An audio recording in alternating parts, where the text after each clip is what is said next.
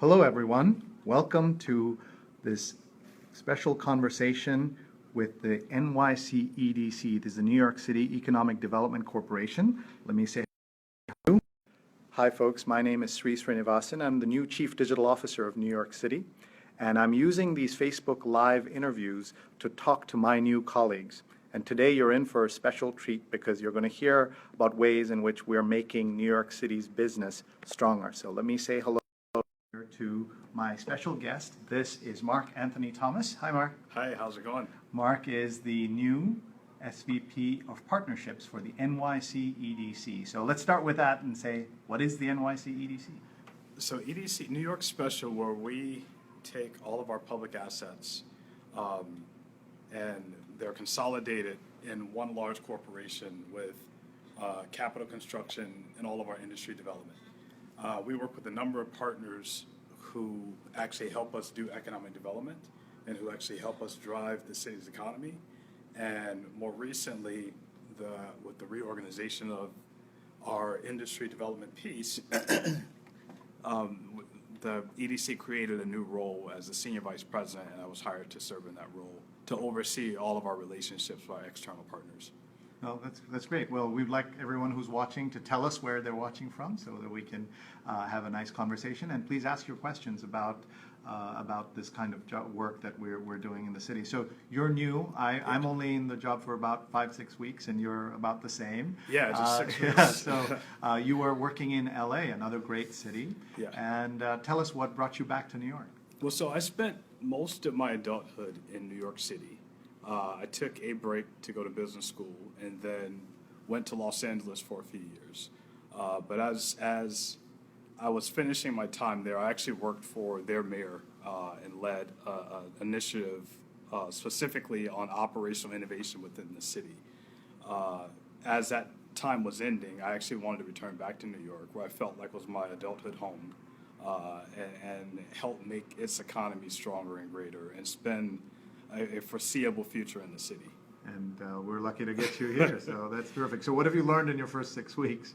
Well, it's been exciting. Like, New York has this unique opportunity really to become not only more dynamic than it's historically been known to be, but really create the future of like the global economy. And so what's been exciting is really seeing where the industry is changing. We're much more than a financial capital. We're much more than a fashion capital or a media capital.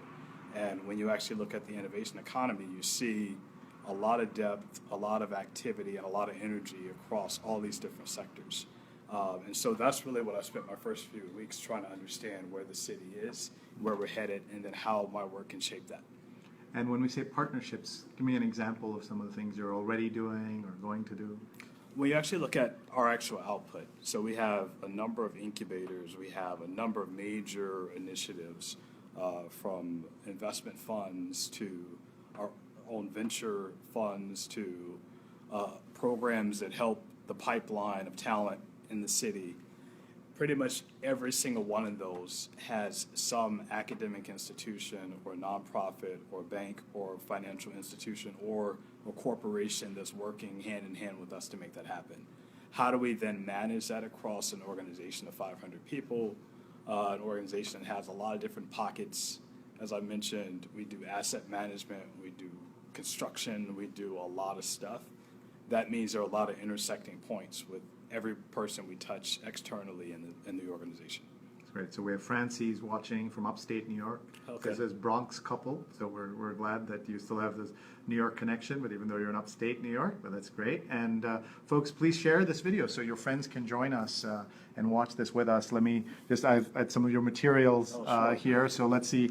You were just mentioned construction boom, so there's an article about, an item here about that. 26 million square feet of office is projected to be built in New York. Yeah. And then 530,000 New Yorkers work in the creative economy. Creative sector exports have grown 7.3% in the last decade. These are exciting numbers for New York, it is. Right? And I think when you look at, if you take a break from New York and come back, I think the first thing you want to understand is like, how has the city changed, right? Mm-hmm. And I think having spent a lot of time here, the economy now is just much more exciting, and it offers much more opportunity than I think it ever has for a professional. And what I think EDC is really trying to do now is tell that story, and really how do we do market interventions that really continue to further that work. So what are some things that that would fit with that? Yeah, and so we've essentially reorganized our work around 4 key pillars, at least within the center of urban innovation, which is our industry sector space, and identified industries that we think have the greatest potential for growth. Just one of those areas are smart and sustainable cities. When you actually look at everything from urban tech to sensors to the sharing economy, there's just a lot of opportunity for new ideas and new businesses to choose New York because we're best positioned to really drive that for most urban-based businesses in the world. And how does that compare with when you think about other places and other cities? I like this item here. It says New York City office rents have decreased since 2007, and there's a little line here. It says London and Shanghai office rents have drastically increased. So it's a little bit of, I guess we're all competing a little bit, right? Yeah, and I think every city, I feel like the last 10 years in particular, the conversation has shifted as our global economy has shifted to where now the majority of the population of the world lives in cities. The majority of most GDP growth is in cities. We also have the biggest opportunities around sustainability and inequality. And so the problem solvers of the world are looking at cities and saying, how do I actually be part of that? Where New York's special is we just have so many different types of people, the diversity. It allows us to prototype and develop ideas that can really be scalable across a much wider population than cities that don't have our same inputs. And when did you realize that you wanted to do stuff with cities? Why don't you tell us a little bit about your own journey, because you've not always been working for cities. So. Yeah, so actually when I was a kid, I thought I was going to be an architect. Okay. I literally would design skylines and thought that was a lot of people want to be architects. When you're young, it feels like you're building great things. Yeah, and that fascination continued, right? And so with the intersection of technology and media, then I actually started looking at communications and CSR and media and how do we tell the story of great cities and how do we think of big ideas for them. And so my background has consisted of working for a major corporation in Atlanta, which is where I'm from, that actually helped shape Atlanta's economy. Which company is that? Georgia Pacific Corporation. Okay, yeah, sure. And so they were kind of one of the cornerstone companies of the city. My work in New York in my first chapter here dealt a lot with thinking about the future of the city's economy, investigative journalism on policy and economic issues, and then really shaping community around great urban futures. My work post New York in Los Angeles really focused on making LA more livable, more attractive as a place for people to live, work, and visit. And then internally helping the city manage its assets, manage its infrastructure, and contracting in other areas more effectively. And so I've been in the city space in some type of form for a long time. And I think what I love with EDC is it kind of brings a lot of those parts together. There's not a dull day, at least in my first 6 weeks. Yeah, exactly. I feel the same way so far, yeah. Yeah. And I think the scope of the work that we're able to do here is pretty impressive. And so that's why I was excited to come back. Ojaswi says New York City is the best, so I like that. No, yes.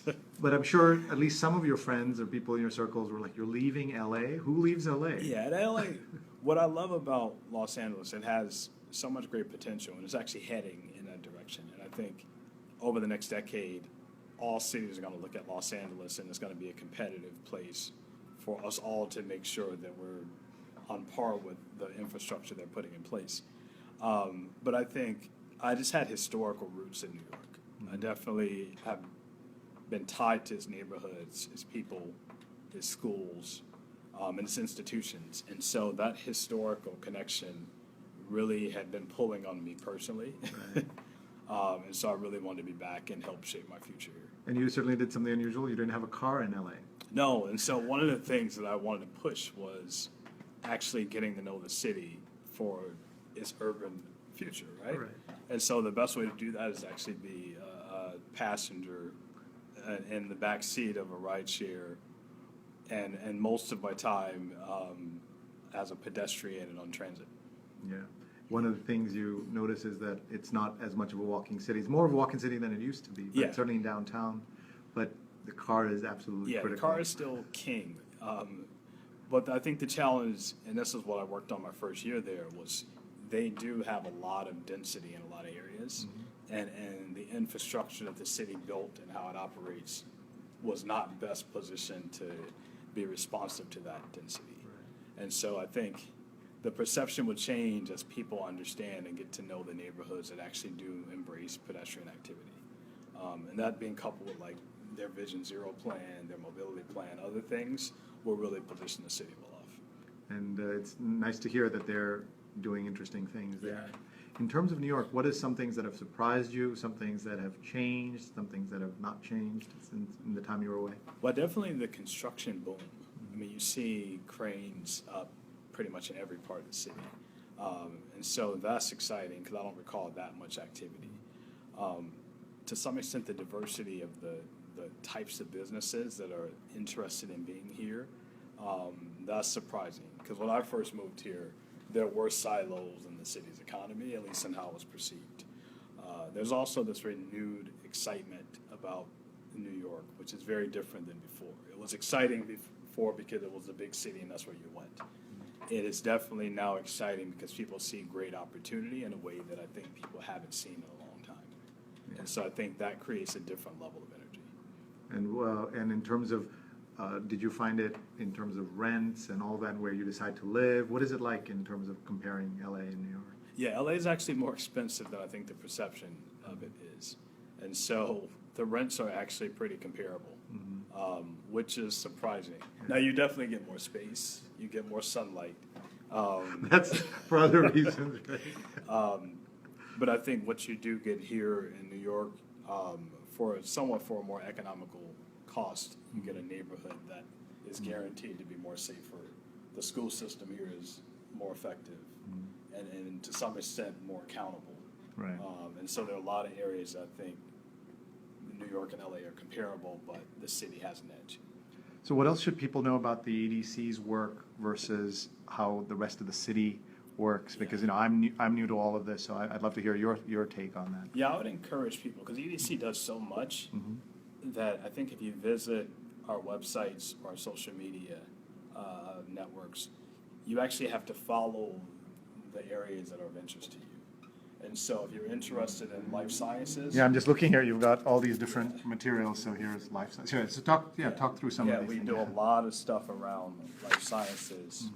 If you're interested in industrial development and manufacturing and advanced manufacturing. Look at this New York City Industrial Developer Fund. Yeah, EDC does a lot in that space as well. All right. And Same what else? thing Yeah. with What are each of these things? Yeah. If you're interested in incubators and the space that businesses that are accelerating startups own, you can follow our incubator network online. That's good. And So I then- think we're a corporation that really has a pulse on where the city's headed. And I think we're quite engaging, which is why I have a job, essentially, with industry, with residents, with communities, with neighborhoods, across the board, and really getting a full scope of what the future of the economy looks like here. And there are so many of these kind of ways in which people can get involved, and that's what this is. These are some of the incubators and workspaces around New York. Yeah. And when people hear about incubators, sometimes they think it's all about, or even startups, they think it's all about software. But No. Incubation and startup space is also for making things Yeah. and food incubators. Talk a little bit about that. Yeah, and so I think that because the city has a diverse economy, and entrepreneurship as a whole is diverser than the narrative sometimes appears. Right. I definitely think over the last decade, EDC has been at the forefront of how do we incubate growth across all of those areas. Yeah. And now technology is infused into so many facets of business that it's only important that that intersection of place-based camaraderie, technological infrastructure, and incubation are key to really accelerating entrepreneurial growth. And that'll only happen if people are really kind of focused on each of these, right? Yeah. And that's what has to happen. What is as much as you know, what is the history of cities doing this kind of work and understanding that this is really critical to their success? Yeah, I have this kind of academic fascination with like cities and government and economic growth. But I think there have been traditional ways that we have done economic development. That's like tax incentives and kind of aggressive courting, which you see that with states competing against each other and trying to woo and attract kind of the corporate headquarters approach. That in itself will not be New York's ticket to a greater economy. And so where you tend to see the most growth now, and this is more of a newer discovery, is really small business, entrepreneurial growth ultimately has created more jobs for places that are almost established and really aren't as well positioned to kind of attract the corporation based on incentives. And New York is well positioned for that type of growth. When you look at numbers and see kind of where the country's top emerging business is growing, New York's at the top of that list according to Forbes. And you have a lot of indicators that show where do entrepreneurs, where does innovative talent want to be. New York is, if not at the top, near the top of that in people's minds. And so that allows us to take advantage of things that other places don't have the opportunity to. Neil says, great to be introduced to Mark Anthony Thomas in the NYC EDC. Thank you. Great, That's thank you. nice. And folks, you're watching this conversation with Mark Anthony Thomas, who is the SVP of Partnerships at the New York City Economic Development Corporation. We have a few minutes left. Feel free to ask your questions. And also please share this video so others can join in as well. What are ways in which people can reach out to you if they want to be connected to the city in business? What are some thoughts? Yeah, they can reach me on social media. Yeah, okay, yeah. I mean, at this point now in particular, we're really trying to understand who and all the relationships we have and the depth of them. I mean, we have hundreds of people who've worked with us in some form over the last few years. We're really doing an audit to get a sense of the extent of those relationships and how the projects and what is a pulse on the ground, and then how do we shape new work that really maximizes the growth of the city's economy. And so people who have an interest in that or have ideas, feel free to reach out to me. And this is a good moment for us to plug your Twitter handle, which I love it. It's called Work and Progress. Yeah. So you have to explain that, Work and Progress. Instead of something boring like at Mark Anthony Thomas, you're at Work and Progress. You know what it is? So when I was 19, I was editor-in-chief of University of Georgia's newspaper, which is like a separate entity. And I had a big staff, and I was content on using hard work, and then over time progress would come from that. And so I just kind of created this theme that I adopted from that experience. How many 19-year-olds think like that? Come on. And so I took that and have just kind of stuck with it. And I remember when I was graduating from college, people would give me gifts that would have like work in progress, continue to work in progress. And so something has become definitely consistent with my approach. Right, so people should tweet at you and tell you. You also are doing work with internationally. New York City does work internationally. So what's something that might surprise people is that often these cities are competing with each other, but they're also cooperating. Talk about why that's important. Yeah, and I think as someone's the next chapter of, I think, startup entrepreneurial growth, when you're dealing with cities as your marketplace, is you to some extent are circumventing kind of the traditional trade and kind of national. The Ministry of Trade reaching out. And so it's a very different modern connectedness approach. And so what cities are trying to do is when you have businesses that are, say, in London or in Paris or Barcelona or Cape Town or wherever, they may have products that work well for New Yorkers. And so how do we not only help that pipeline so we have access to those products and the jobs that they would bring, but then how do we help New Yorkers also get access to markets that their products and services would be well aligned for? And so we're really trying to understand like the ecosystem that's built around that type of exchange. There's a lot in the smart city space. There's a lot in just the tech space that supports their built environment.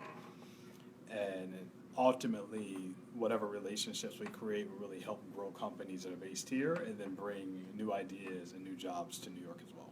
And that's, of course, what we're all here Yeah. to do, right? We want to do that. When people think about startups, often they think about the West Coast and Silicon Valley. Yeah. But talk a little bit about what's happening in LA, because we've certainly seen, Snapchat, which Yeah. is the big. I don't think I can name any other LA startups, but Yeah. what's happening there, and why did Snapchat end up in LA? Yeah, I think, I think where LA has an advantage is, to some extent, the creative economy, the creative sector in tech definitely went after journalism first, Right. right? Yeah. At least in the entertainment media space. And New York's king in that space. Now, as you look at film and other content delivery models over the last 5 years, as you've all experienced, like mobile and transit and all these things that change how we view any content, has made LA a great place if you're in that space and want to be disruptive to locate there. You combine that with kind of the great weather, the proximity to media and technology and entertainment. It's actually made Silicon Beach, as they call it, an attractive place. Yeah. You also have, like Elon Musk, his Hyperloop. There are a couple other businesses that are based there. They do have some scientific startups above and beyond kind of the social media ecosystem. Sure. And so it actually has a nice, attractive kind of scene in the tech and creative space. And what's a lesson from that for us here in New York? Well, I think from a competitive standpoint, it could be a long-term threat if that ecosystem grows and New York gets comfortable. Right? So that's what we're not comfortable, Yeah, right? and We're so I was one of my first meetings that I had when I moved there was where people are trying to understand how Atlanta was chipping away at LA's film industry, right? Right. And so LA had become comfortable, and the numbers were a reflection of that. And so I don't think anytime you have a competitive edge that you let that slip. And I think we're committed, at least in my role, I'm committed to do what we can to make sure whatever industries we want to have an edge in, that we're at the top of the list. Oh, I love that. So Yeah. that's great. So finally, before we let you go, Okay. and here we are on a Friday afternoon. Thank you for doing this. One of the things that I'm always interested in hearing and sharing with our audience is, how do we get people interested in working for the government, getting interested in public service? Talk about that, and maybe you can address that to people who might be skeptical about public service and how and why you end up here and why you're doing this. Okay. No, I think what's great now with government is there are probably better jobs than there have ever been if you're an innovator or if you think very creatively within government. Kind of the traditional view that we have of working within government is definitely changing. It is a place where you can be adventurous. It is a place where you can be disruptive. And you, to some extent, can be entrepreneurial. What you just have to be prepared with is that you're changing things that would have a major impact on millions of people. And so there is that hesitation when you make that kind of stuff happen. But I think for me personally, I spent a lot of time writing and thinking and analyzing what I thought government should do, that I actually want to spend some portion of my professional career actually being a practitioner, actually making policy, actually changing things, and putting things in gear that impacted lives. You will honestly never get that type of scale outside of government.